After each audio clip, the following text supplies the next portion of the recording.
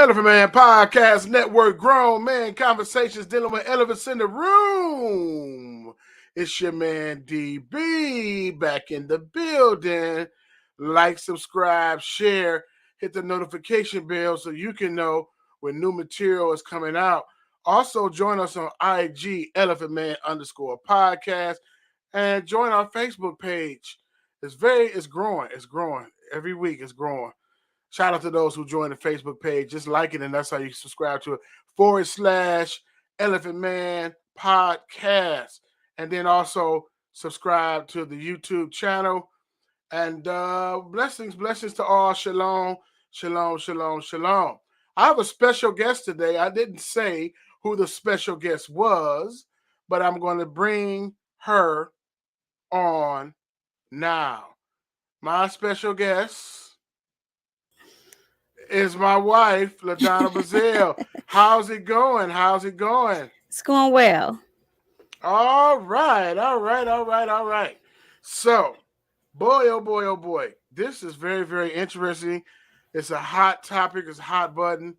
And we got to get some clarity and some understanding. And we can't just assume that everybody knows what's going on with the Roe v. Wade thing. Because there's a lot of young people that watch the show. A lot of high schoolers, middle schoolers, and different people, and they are not abreast to what Roe v. Wade is. So, if you can, just what is Roe v. Wade? Who does it benefit? Who is it against? Anything like that? What can you say about that? Okay, so Roe versus Wade was like a U.S. Supreme Court case back in January 1973. There was a Texas ban on abortion, and the case went all the way up to the Supreme Court.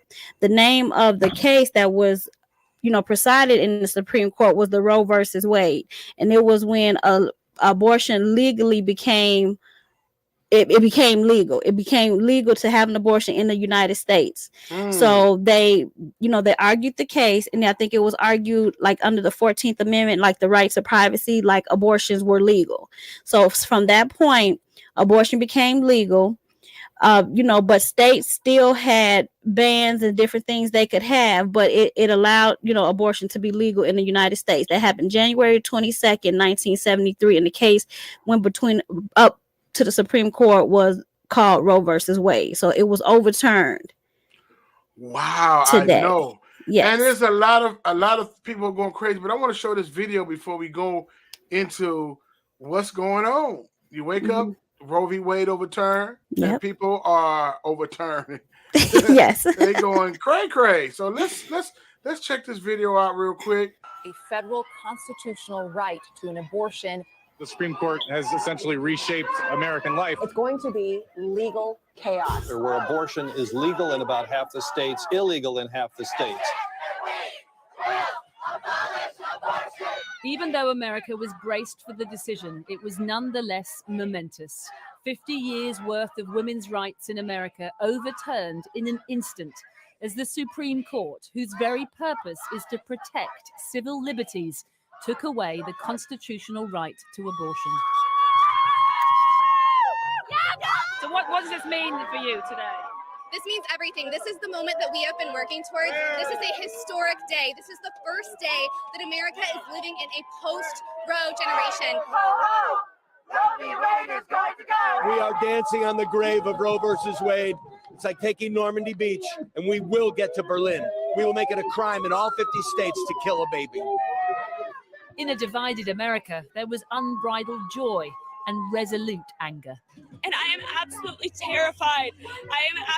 I'm so beyond livid at what is going on, and I'm going to turn my fear into anger.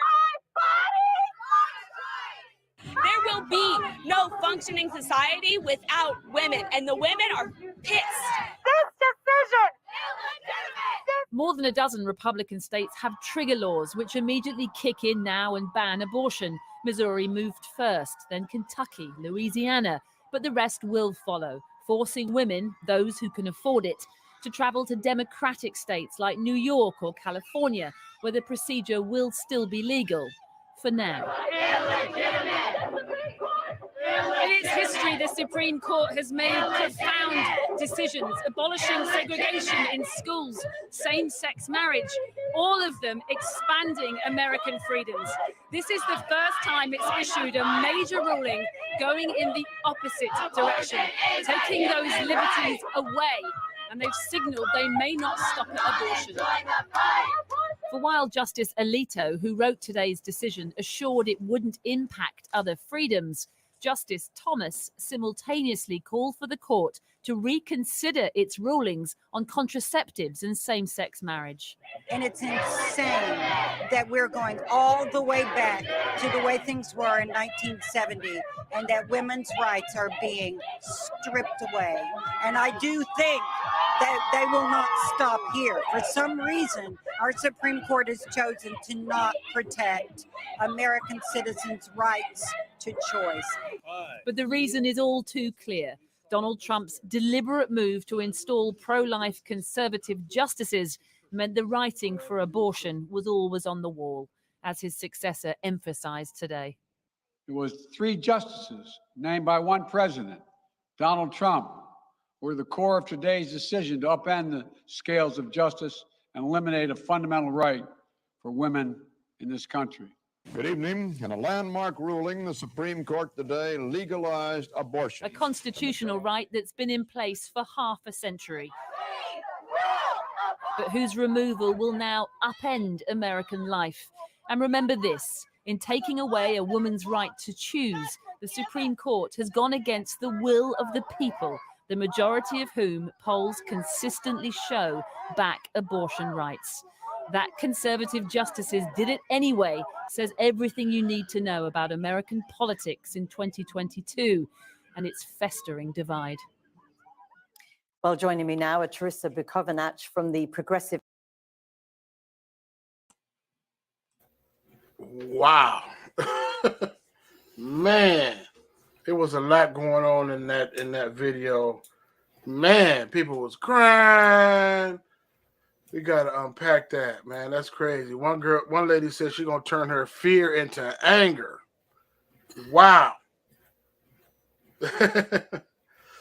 And some guy was talking about it was post-Roe generation. Yeah. And so wow. So what does the pro, I don't know if I should say pro-choice and pro-life, but what does the pro-choice gain or lose from Roe v. Wade being overturned? Why would they do that right now when the nation is already divided? Basically, so the pro-choice stance is just saying that you support a woman's right to choose. Like it's their choice, it's their bodies. They should be able to choose whether or not women should be able to choose whether or not they get abortion. Like it shouldn't be mandated by the states whether or not. So that's pro-choice. Pro-life is, just what you saw, those people saying pro-life, that they don't agree with the choice to have an abortion. Basically, they consider it taking a life, taking the life of the child, and that it shouldn't be legal. It should be laws against abortion. It shouldn't be legal to have an abortion and to kill a baby just because, it's your choice or just because it's your right. So basically, those are the two opinions, the two on both sides about the issue of abortion, pro-choice or pro-life. It's kind of weird. One lady said women's rights are being stripped away. And someone else said this will set women back 100 years. Do you think that this will set women back 100 years? No, because basically what they're arguing for is the woman's right to choose abortion. Your reproductive rights, whether, and it is linked, it is connected. Contraception is connected to that. So that's kind of why now people are waiting to hear like what are the specifics supposed to be, because contraception was linked to abortion. It was linked to those two. So they're trying to wait and see, well, what is that going to look like? But right now contraception is available.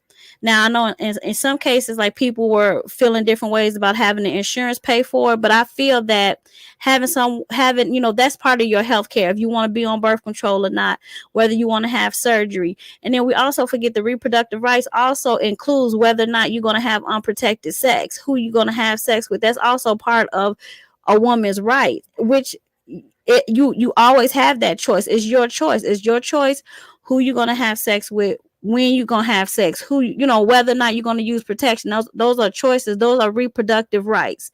Those are issues that women already have a right to do.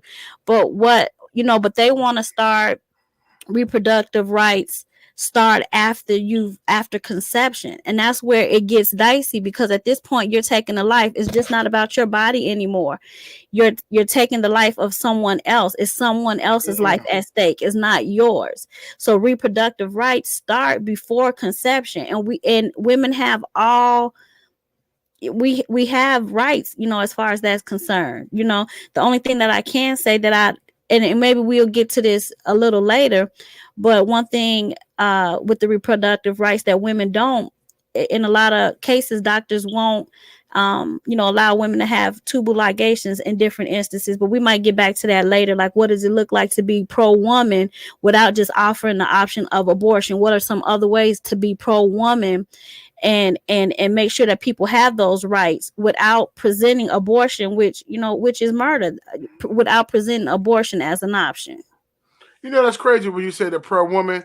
Like, can you be pro-woman and still be pro-life? It's almost like they have two different ends of the spectrum. It's like you choose one or the other. If you pro-woman, then you pro my body, my choice, woman's lib, or whatever. I don't know how much the Me Too movement is tied into it and stuff, but it's either pro-choice, woman's, or pro-life. We know that, but can you still be pro-women, activists?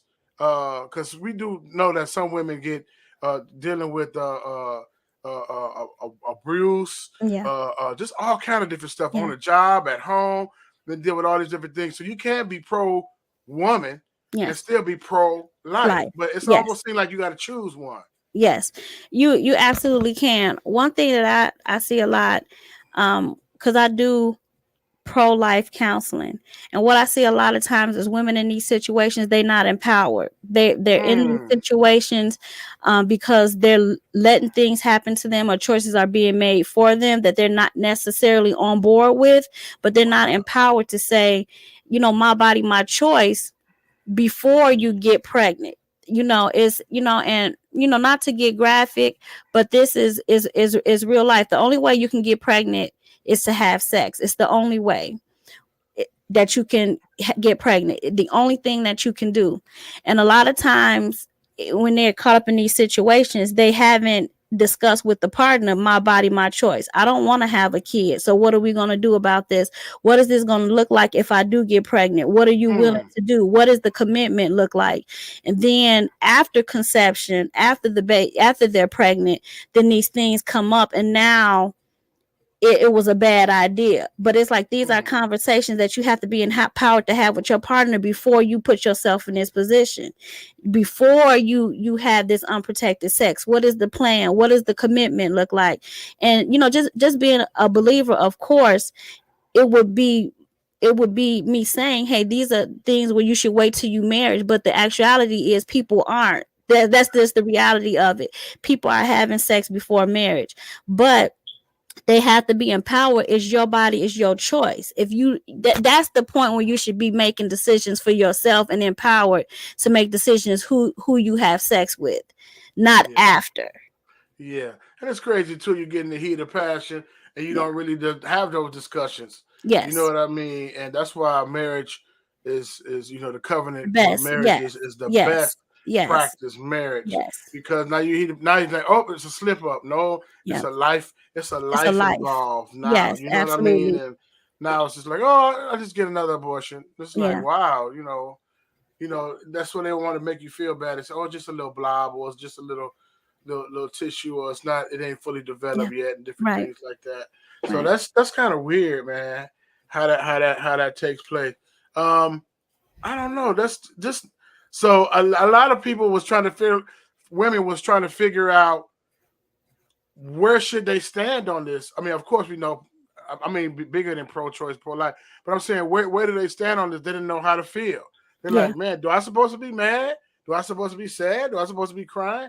Do I supposed to be rejoicing? You know what I mean? Because this country, I mean, I don't know. We're gonna let some more time roll out. You know what I mean? But it's something fishy behind this. Yeah. I think it might be more than pro-life. But you know, behind well, this. I mean we know that it's become a political issue, and that's and that's unfortunate because it truly is a life issue. It truly is a life issue, and people want to make it about control and your rights. And whenever you frame it like that, when you say your rights are being taken away, it stirs people up because it's like, no, I got my rights. I got my rights. Yeah. So it stirs people up. But it really is a life issue. Like that's because I'm a believer, it's certain ways I feel about life first, but there are other reasons why I just feel like abortion is just not pro-woman. It's just not pro-woman. Just saying, because you're in these situations, just have an abortion. I mean, and it's hard. It's a hard decision for women, but it's better things that we can do. It's better things that we can do if we're going to be pro-woman. You could be pro-woman and pro-life at the same time. So what about that when we was talking about when we saying what about different circumstances? They give us a hard one. Say, well, true. What if they got raped, or what if they got this, or what if they got that? What about the statistics as far as that concerned? And people always bring that up and try to be like, well, Yes. Well, so there are a couple things like reasons why women have abortions, and the most I guess the most detrimental ones are what comes to mind, like the most dire situations, and rape is one of those things, rape and incest. But the Guttmacher, Guttmacher Institute, it's a liberal institute. They have reported that 1% of abortions are because of rape. 1%. Wow. And this is a liberal website. This is the Guttmacher Institute. It's a liberal institution that gets abortion statistics. So these are not doctored. You can look it up. Less than 0.5%. Wow. Of abortions are committed for incest. So that's 0.5% of abortions done because of incest, and 1% because of rape. So those numbers, the rape and incest numbers, are very, very small, represented in that spectrum out of 100%. You know what I'm saying? Almost out of almost 100% of abortions being reported. Okay. Now on top of that, abortion is used to hide rape and incest, because if there's no baby, there's no DNA evidence that a crime has been committed. So many times women are forced into abortions by their pimps or their traffickers to hide the abortion. So I did a paper last year in class, and it was reported like close to 60% of women were seen at these clinics while they were actively being captive, while they were victims of sex trafficking. So these women are going to these places and being seen for STDs, abortions, all types of things, without being rescued from these situations. So people say, well, abortion, it helps women. It helps women that have had been a victim of rape and incest. But only 1% of abortions are committed. 0.5% abortions are rape and incest. Those other numbers are being represented by women who are forced into abortions by their either their attacker or the person that's holding them captive, if they're being a victim of sex trafficking. Wow. That's crazy, man. We got to pray for our sisters, man. They're going through a lot. Yeah. That we don't even know about. They suffer in silence. That suffering in silence is real. You know what I mean? To say, I'm okay, you know what I mean? And be strong and take one for the team, and they suffering on the inside. So we have to definitely pray for our sisters. That's just amazing. And stats don't lie, you know what I mean? And a lot of people don't talk about it, and so it's real weird. So if anybody in your timeline, or when you on social media said anything interesting? Yeah. Yeah, yeah. There was one post that I saw where someone was saying that they're not pro murdering babies, but they had this whole list of instances where they're pro woman. But like in that instance where they're saying in cases of rape and incest, that's only less combined. That's only 1.5%. So what are the other 98% of abortions? Why are they being performed? So just to build that, to say that you're pro-choice based on the small percentage, that's crazy. Like, because there's 1% of women, you know, have been raped, or because of incest, then I agree with abortions across the board. It shouldn't be, because that's not everybody's case, that's not everybody's instance. So one of the reasons they were saying that they were for abortion was for a woman who has an ectopic pregnancy. If you are diagnosed with an ectopic pregnancy, and an ectopic pregnancy is where the embryo is in your tubes, the baby has been fertilized and it starts growing in your tubes, that is considered a medical emergency, and it's not considered an abortion. They do have to remove it. But it's not viable because it's in the tubes. It can't grow. That's a medical emergency. That's where it would have to happen. You would have to have it removed, because it can, if it could rupture, it could cause bleeding. That is a serious issue, and that would be considered a medical abortion. And they do happen. But that is not, when we talk about banning abortions, that's not what that is. So that wouldn't fall under this. Those are the type of medical emergencies where you would talk to your doctor, and your doctor would say, hey, it's growing in your tubes, this is an emergency, we have to take it out. And doctors will still be able to make that choice. They'll still be able to say, this is what's happening. Another issue was like if the baby is born with deformities or without organs or different things like that, and that's also a sad situation, where a procedure might be performed where a woman might decide to have an abortion. But in that case like that, and as sad as it is, you don't have to have an abortion on these babies. If there's a deformity with the baby, if they're going to be born without an organ, those babies can still be delivered. And if unfortunately, if the baby is going to die, it won't make a difference. You don't have to actually kill the baby and have the abortion if the baby is not going to make it. And back in the 1990s, this abortion was banned, but in the 1990s they used to do what's called like a partial birth abortion, where they would induce labor and deliver the baby. Now they don't do this anymore. So let me say this is what was done, and I think it was up until like the 1990s with the late term abortions.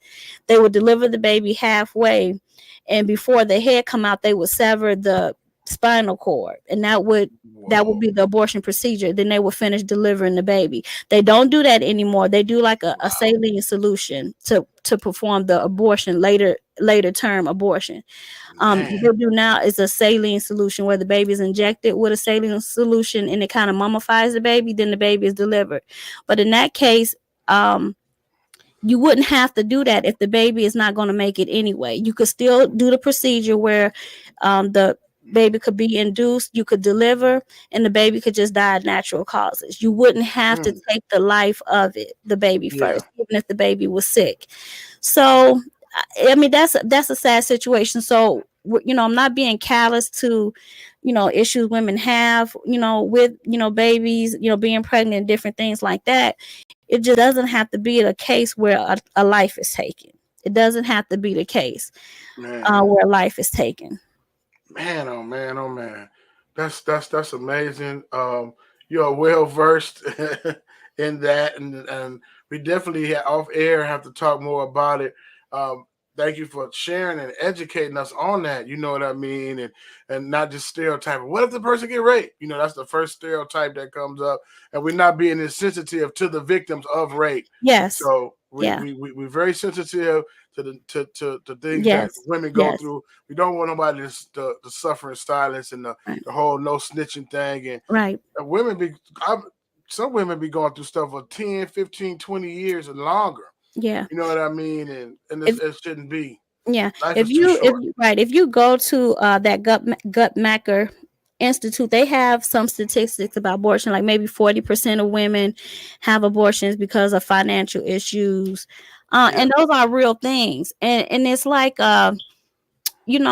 it's kind of like you have to outweigh if the majority of abortions are being committed because of convenience. It's like almost abortion on demand. You can get an abortion anytime for any reason. I mean, that creates like a mindset of, no, I don't have to be accountable. Like I can just, if I don't want this baby, I could just go have an abortion. And doing the counseling, these are things that we hear. It's no plan in place. We ran our statistics for our clinic, our facility.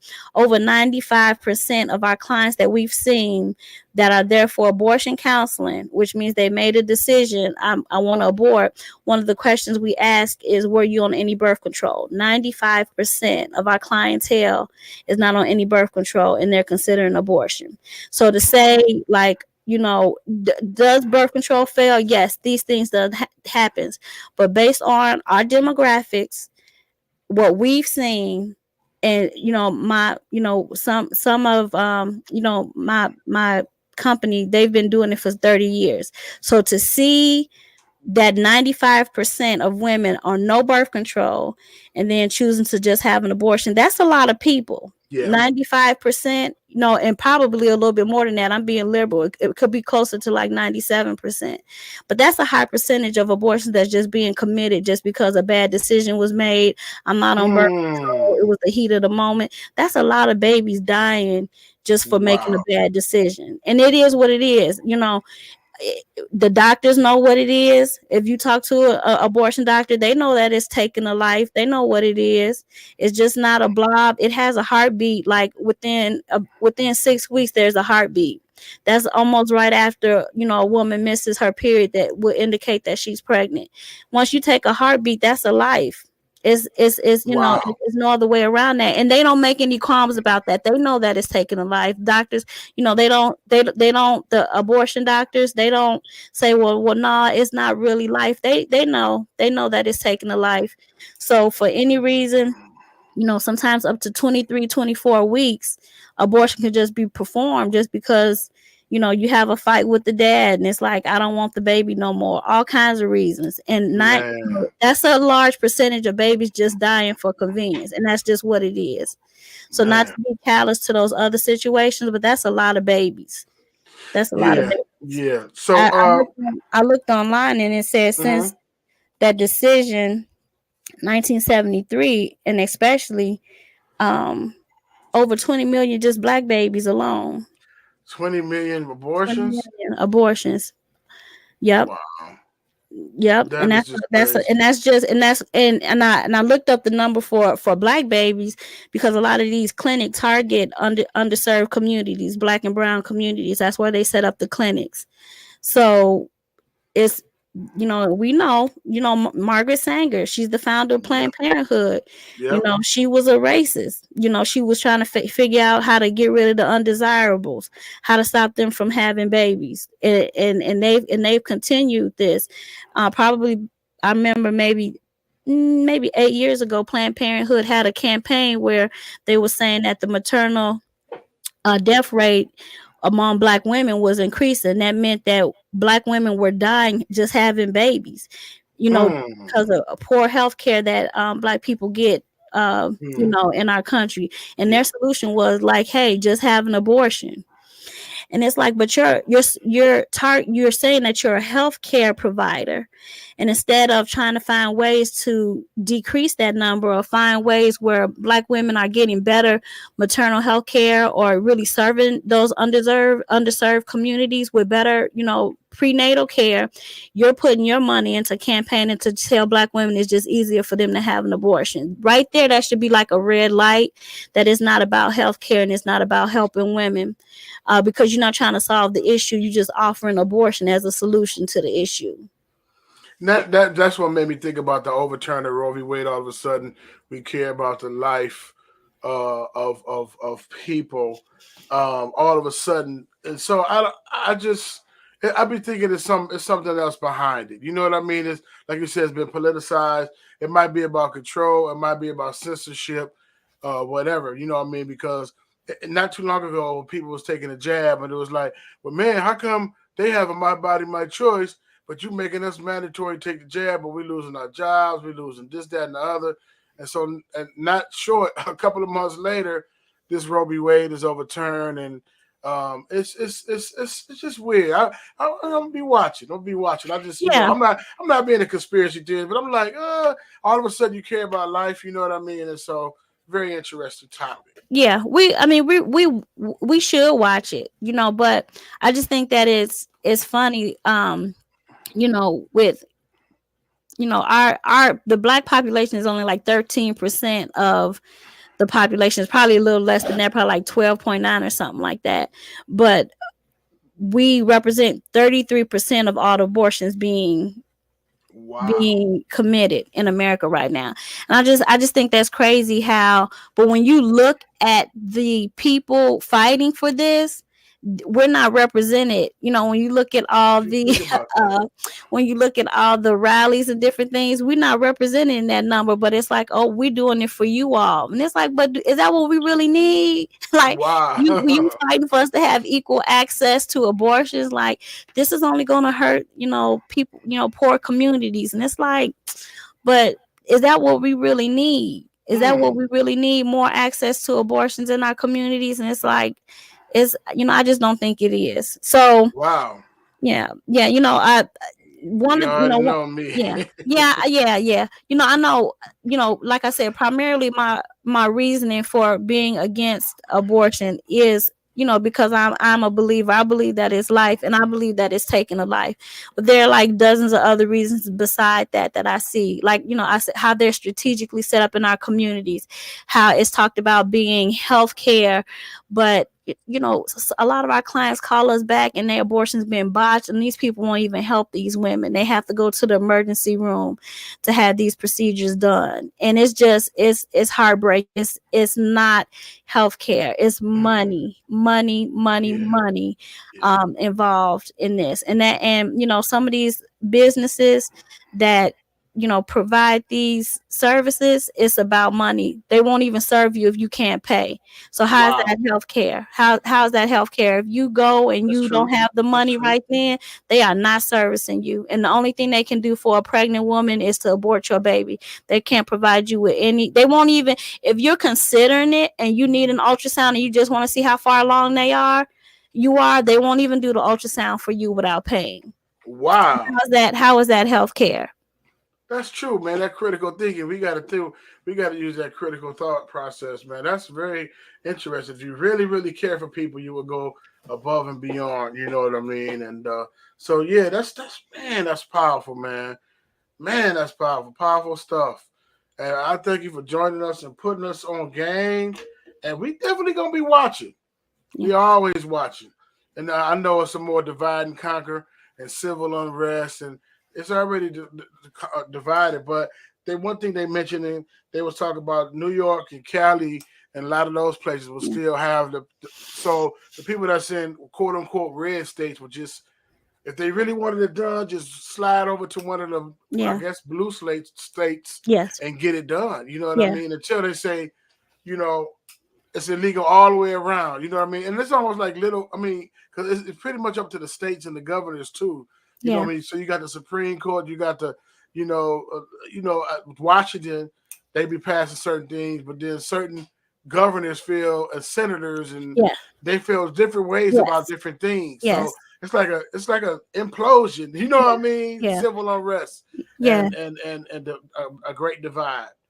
Coming apart at the seams. Right. And just, hopefully, people are gonna do what they want, but just hopefully what we hope happens from this is that people will just be a little bit more mindful about the decisions they make, because this really is, it's a personal issue and about choices, and being in a position to have to consider abortion is a consequence of actions. So, maybe like if it's not as readily available, those decisions and those conversations will happen because it's not just something you can go do, after the decision is made. It's more thought have to be placed into it, and ideally, like I said, ideally, it is the belief that people should wait till marriage and do things the right way, but in actuality, it's just not happening. And anything to save babies. It's like I'm not promoting like, yeah, go out and do what you want, just protect yourself, but just making better decisions, would just help. So hopefully people will make better decisions. Man, that's powerful. Man, so that's a good chop up. Thank you for coming on, and we have to have you on more to put us on games and hopefully to make educational decisions, because I think a lot of time people don't know. Yes. And then when you put them on game, then some people still be in denial, but then other people be like, "Whoa, I didn't even know." Oh, Yes. you know what I mean? And so that's what it is. Almost a faith come by hearing. Even though it's the word of Yah, but it's still like, man, educate us and put us on game of what's going on. Yeah, and I think it's easy to just hear these things and they say, you don't support women's rights, and it's like, oh wow, like it causes people to start fighting, because it's like, I don't want my rights violated. You know what I mean? It's just like, but you're going by what you've heard. You're going by what the media have put out, like, oh, rape victims gonna be they're going to be affected. And like, it's like, oh, that's so sad. We don't want that. And yes, we have compassion for those women. Absolutely. But that's just not the reality. That just doesn't reflect the reality of the abortion numbers and what's being done. And so I do want to leave this when we talked about, can you be pro-woman and pro-life? And there's just some other ways that we can fight. If we pro-woman and we really care about empowering women, some things, if you want to fight, it's like, don't just fight for abortion access. Don't just fight for that. What is going to empower women to have better quality of life so they won't have to make these decisions? One thing we can advocate for is better pre and postnatal care in undeserved communities, specifically Black and brown communities, because we know a lot of times poor is synonymous, poor communities, communities with poverty is unfortunately a lot of Black and brown communities. So advocate for better medical care. In some states they already have it where if you're pregnant, you get free medical like Medicaid, like you get to be on Medicaid for that time or your pregnancy. A lot of states already have that. We need more of that. If you're pregnant, you need to have access to quality care, pre and post. So another way to advocate for women is maternal friendly work environments. If I have a baby, am I able to come back and pump and do the things that I need to do to be able to properly mother my child? So free access to child care. A lot of times what happens with jobs, if I have to go back to work, if I'm a single mom, if I'm doing this on my own, if I have to go back to work, I need access to child care, because I got to be able to work and care for my house. We should have that for women. Free access to child care, equal pay for women. A lot of times if when a child gets sick or different things, it's usually the mom that have to stay with the kid. So we need equal pay for moms, paid maternity leave. And one thing, we should have access to birth control. Now this is what I feel is a reproductive right issue. Access to birth control, specifically like if you want to get your tubes tied and things. It's so many doctors, if it's a Catholic hospital, of course they won't do it, but doctors won't do it sometimes because of your age. If you married, they won't do it without the consent of your husband. These are things that I feel like is women reproductive issues, because if I'm 18 or 19 and I decide I don't want kids, I should be able to get that surgery. It's my choice. I should be able to do that. I know someone that had been having kids since they were 17 years old and they're in their 30s, and the doctor wouldn't tie their tubes because they're in their 30s, and they make it hard. You have to jump through all these hoops. They have to wait to see if it's approved by your insurance. That's too much. If you don't want to have kids anymore, they'll offer you an abortion, but they won't let you get your tubes tied. And it's like, why is that? Why is that? So those are things that I feel like we can fight for, women's rights in those other areas as well. Because if women feel backed into a corner, like they can't survive or they're not going to make it because of financial resources or because they have to work, then that means that we could do better. Abortion shouldn't just be something that we offering to women just because we don't want to offer free access to child care. Well, we don't want to do that, so just go on and have the abortion. That's we can do better. We can do better, especially if we're saying that we're a pro-life country and we support life. It's like, what are some ways that we can support the women once they get into these situations? And a lot of it is personal responsibilities, but when you already at a disadvantage as far as unemployment and different things, you might need that extra help. So we have to think of ways to advocate for women, making sure they have access to those health clinics and different things. We have to make sure that they have what they need to be able to care for their children if we're going to say that we pro-life. Wow. Wow. That's what's up, man. That's what's up. Y'all got to play this one back, y'all, because there's a lot of information, a lot of blessings in here. Elephant Man Podcast Network. You got anything to add before we head on out? Very blessed, very thorough. It's very, very thorough and very blessed. We do need to advocate and look out for one another. We got to have autonomy, and not only autonomy, but also community. So we need autonomy from the system, and then we need community, true community. You know what I mean? With no strings attached. Elephant Man Podcast Network, Grown Man Conversation, dealing with Evans in the room. Like, subscribe, share. We are out of here. Perfect.